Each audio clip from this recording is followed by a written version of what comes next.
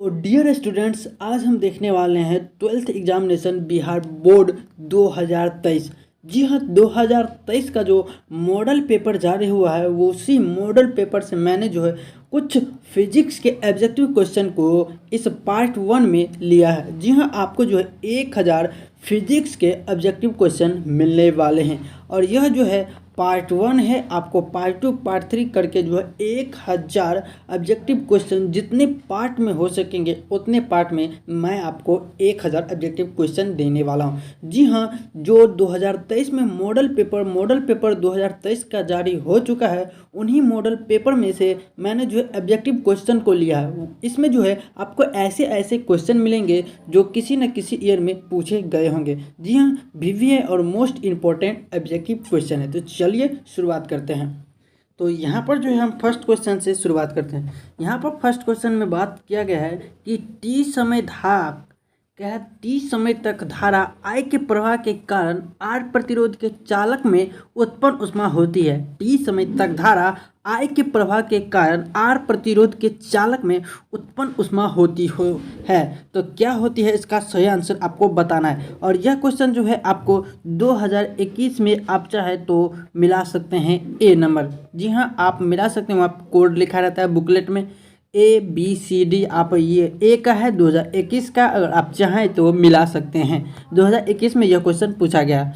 T समय तक धारा I के प्रवाह के कारण R प्रतिरोध के चालक में उत्पन्न ऊष्मा होती है। ऑप्शन ए में है IRT, ऑप्शन बी में है IR²T, ऑप्शन सी में है I²RT और ऑप्शन डी में है I²R²T। क्या हो जाएगा इसका सही आंसर आपको बताना है। अगर आपको पहले से पता है तो हमें कमेंट सेक्शन में जरूर बताइएगा। और एक बात और, चैनल पर नए होंगे तो चैनल को भी सब्सक्राइब जरूर कर दीजिएगा। तो इसका क्या होगा सही आंसर मैं आपको बताता हूँ। तो इसका जो सही आंसर है आपको option number C will be right answer हो जाएगा।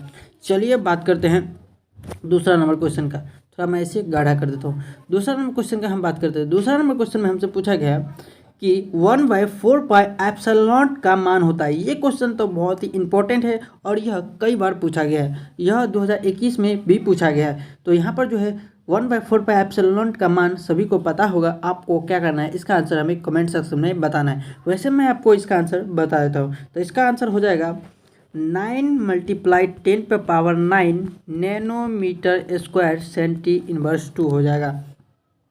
इसका सही answer option number A will be right answer हो जाएगा। इसका जो ऑप्शन ए है बिल्कुल ही सही आंसर हो जाएगा। चलिए बात करते हैं दूसरा नंबर क्वेश्चन। दूसरा नंबर क्वेश्चन में हमसे क्या पूछा गया। दूसरा नंबर क्वेश्चन में पूछा गया है, क्या पूछा गया है, ध्यान दीजिएगा कि विद्युतीय द्विध्रुव आघूर्ण का SI मात्रक होता है। यह देख सकते हैं, यह 2021 में क्वेश्चन पूछा गया है। ठीक है, 2021 का यह क्वेश्चन है कि विद्युतीय द्विध्रुव आघूर्ण का SI मात्रक होता है। तो विद्युतीय द्विध्रुव आघूर्ण का जो SI मात्रक होता है वो क्या होता है। तो इसका क्या हो जाएगा सही आंसर आपको हमें कमेंट सेक्शन में बताना है। वैसे मैं इसका आंसर बता देता हूँ। इसका जो सही आंसर है ऑप्शन नंबर हो जाएगा विद्युतीय द्विध्रुव आघूर्ण का SI मात्रक सेंटीमीटर हो जाएगा। Option number A will be right answer हो जाएगा। 3 का ए नंबर बिल्कुल ही सही आंसर है। ठीक है, अब बात करते हैं 4 नंबर क्वेश्चन का।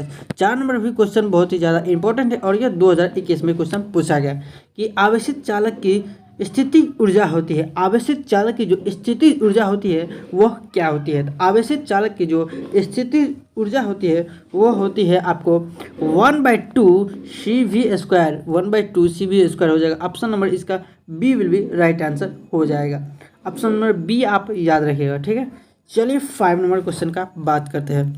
5 नंबर क्वेश्चन में क्या है, यह भी 2021 में पूछा गया है क्वेश्चन कि किसी माध्यम की अपेक्षिक प्रवैधुता जो ε0r होती है वो यहाँ पर क्या हो जाएगा, किसी माध्यम की अपेक्षिक प्रवैधुता ε0r होती है। ऑप्शन ए का बताना है, option B, option C, option D. इन चारों ऑप्शन में से क्या हो जाएगा इसका सही आंसर।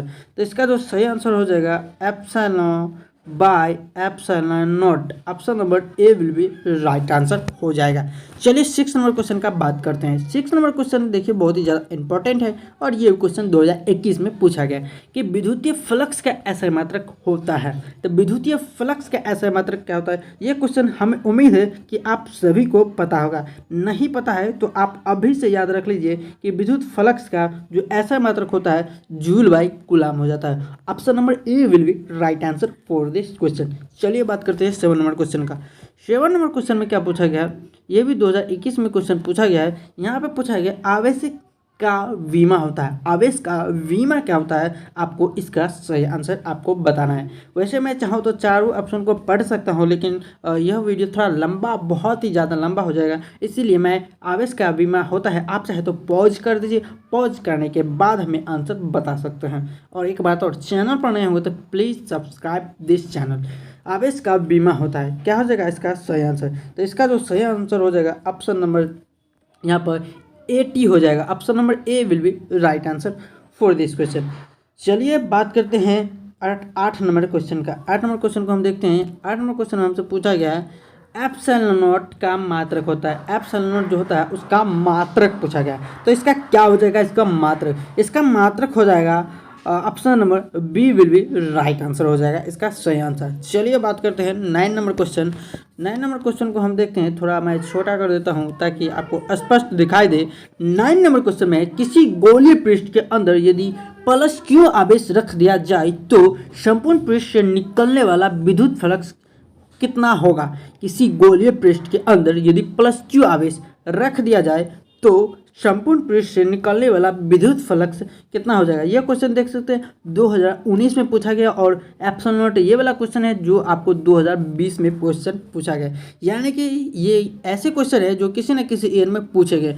2019 में जो है ए और सी दोनों ही में पूछे गए हैं। तो इसका सही आंसर क्या हो जाएगा आपको हमें बताना है। तो 9 का जो सही आंसर हो जाएगा क्यू बाय एप्सिलॉन नॉट।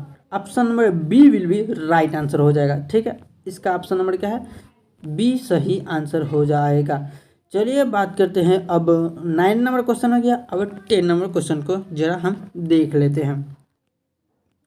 तो 10 नंबर क्वेश्चन हमसे क्या पूछा गया है कि तार के अनुप्रस्थ, यहाँ पे सबसे पहले क्वेश्चन देख लेते हैं। किसी विभवमापी की सुग्राहिता बढ़ने के लिए, किसी विभवमापी की सुग्राहिता बढ़ने के लिए क्या होता है आवश्यक, तार के अनुप्रस्थ क्षेत्र को बढ़ाना चाहिए, तार की लंबाई को घटाना चाहिए, इसकी धारा को घटाना चाहिए, इसकी धारा को बढ़ाना चाहिए।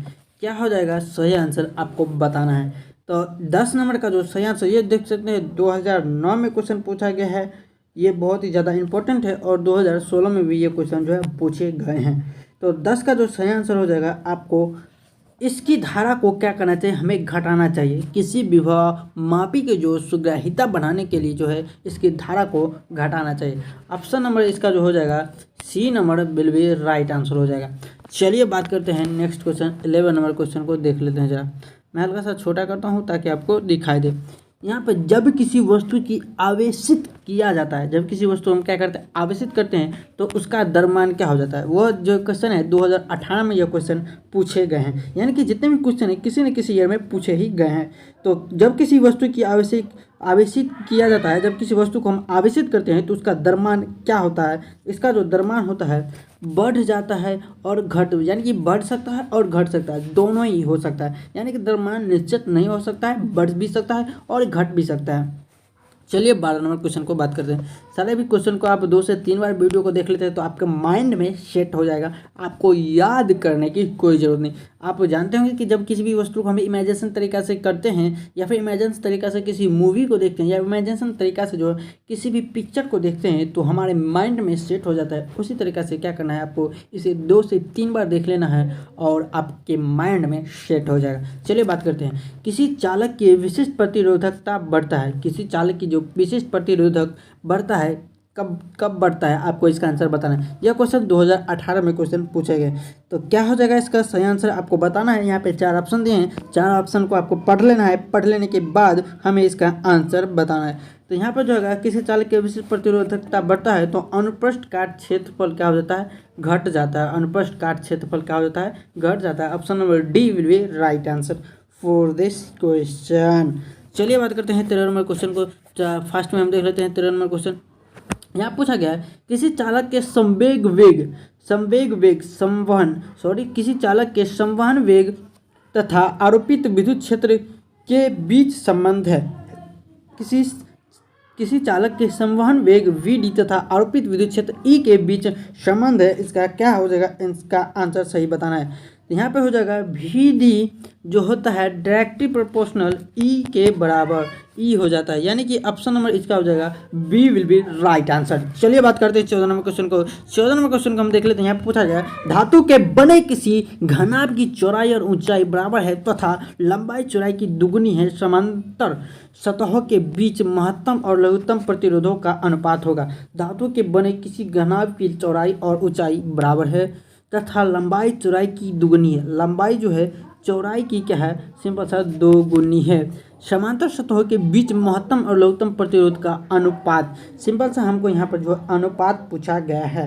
क्या हो जाएगा इसका आंसर, हमें कमेंट सेक्शन में बताना है। वैसे मैं आपको इसका आंसर बताऊं तो यहाँ पे जो हो जाएगा चौड़ाई ऊंचाई बराबर है तथा सामान्य चौड़ाई की दुगुनी है, समांतर सतहों के बीच महत्तम और लघुत्तम प्रतिरोध का अनुपात होगा। डायरेक्टली प्रोपोर्शनल टू हो जाएगा 4, यानी कि 2 × 4 यानी कि 8 इसका बिल्कुल ही सही आंसर हो जाएगा। ऑप्शन नंबर इसका ए है, will be right answer, option number ए। ठीक है, चलिए 15 नंबर क्वेश्चन का बात करते हैं। अगर आपको समझ में नहीं आ रहा है तो हमें कमेंट सेक्शन में जरूर बताइएगा, मैं आपको नेक्स्ट वीडियो में पूरा डिटेल्स में बताने का कोशिश करूंगा। यहाँ पे बात करते हैं ध्रुव प्रबलता का ऐसा मात्रक है। ध्रुव प्रबलता का जो ऐसा मात्रक है वो ऐसा मात्रक पूछा गया है जो कि एम्पियर मीटर होता है। Option number C will be right answer. चलिए बात करते हैं 16 नंबर क्वेश्चन का। 16 नंबर क्वेश्चन का देखते हैं चुंबकीय प्रेरण की बीमा है। चुंबकीय प्रेरण की बीमा क्या हो जाएगी, तो यहाँ पे जो आपको 4 ऑप्शन दिए हैं, चारों ऑप्शन को आपको ध्यान से पढ़ लेना है। ध्यान से पढ़ने के बाद जो है चुंबकीय प्रेरण की बीमा बताएगा। तो चुंबकीय प्रेरण की यहाँ पर सिंपल से क्या बताना है, आपको बीमा बताना है। तो इसका जो सही आंसर हो जाएगा आपको ऑप्शन नंबर ए हो जाएगा।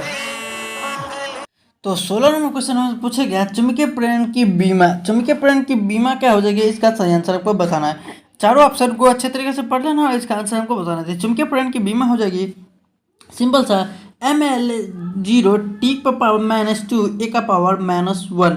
Option number A will be right answer. चलिए बात करते हैं 17 नंबर क्वेश्चन का। एसआई मात्रक में चुंबकशीलता का इकाई है। एसआई मात्रक में चुंबकशीलता की इकाई हमको बताना है। तो इसका क्या हो जाएगा सही आंसर, एसआई मात्रक में चुंबकशीलता की जो इकाई हो जाएगी आपको option number henry by metre हो जाएगा। हेनरी बाय मीटर जो कि आपको ऑप्शन नंबर सी में दिया है right answer for this question. चलिए बात करते हैं 18 नंबर। किसी छोटे चुंबक के मध्य बिंदु से समान दूरी पर अक्षीय एवं निरक्षीय स्थिति में चुंबकीय क्षेत्रों का अनुपात होगा। क्या हो जाएगा इसका सही आंसर आपको बताना है। अगर समझ में नहीं आया तो वीडियो को पॉज कीजिए, क्वेश्चन को पढ़िए, इसके बाद आपको आंसर अपने मन में लिखिए या फिर कॉपी पर नोट कर लीजिए। इसके बाद लास्ट में आप चाहे तो मिला भी सकते हैं। किसी छोटे चुंबक के मध्य बिंदु से सामान्य दूरी पर अक्षीय एवं निरक्षीय स्थिति में चुंबक क्षेत्रों का अनुपात होगा। इसका जो सही आंसर हो जाएगा आपको 2:1 हो जाएगा, जो कि आपको ऑप्शन नंबर बी में दिया गया है। बी नंबर इसका सही आंसर हो जाएगा। चलिए बात करते हैं 19 नंबर क्वेश्चन का। 19 नंबर क्या है, एक समान वेग से चलायमान आवेश उत्पन्न कराता है। एक समान वेग से चलायमान आवेश उत्पन्न कराता है। क्या उत्पन्न कराता है, इसका क्या हो जाएगा सही आंसर आपको हमें कमेंट सेक्शन में बताना है। वैसे मैं आपको बता दूं तो सिंपल सा केवल चुंबकीय क्षेत्र में जो होता है एक समान वेग से चला वेग आवेश उत्पन्न करता है। Option number will be right answer. चलिए बात करते हैं 20 नंबर, और यह जो है इस वीडियो का लास्ट क्वेश्चन है, क्योंकि मैं वीडियो को थोड़ा बड़ा नहीं करना चाहता, उतना बड़ा आपको छोटा ही वीडियो रखना है ताकि आप वीडियो को फुल वॉच करें। क्योंकि long video long distance long mind test, यानी कि क्षेत्रफल ए वाले एक वृत्तीय ध्रुव क्या है, क्षेत्रफल ए वाले एक वृत्तीय लूप के केंद्र पर चुंबकीय क्षेत्र बी है। लूप का चुंबकीय आघूर्ण होगा।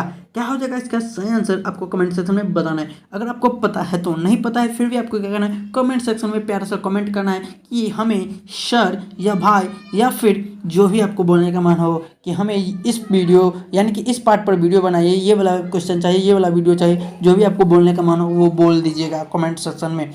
तो इसका जो सही आंसर हो जाएगा आपको 2BA mu naught by √A/π। Option number C इसका सही आंसर हो जाएगा। तो आज के इस वीडियो में इतना ही। चैनल पर नए चैनल को सब्सक्राइब, वीडियो को लाइक और शेयर जरूर कीजिए। मिलते हैं आपको पार्ट 2 में, तब तक के लिए जय हिंद।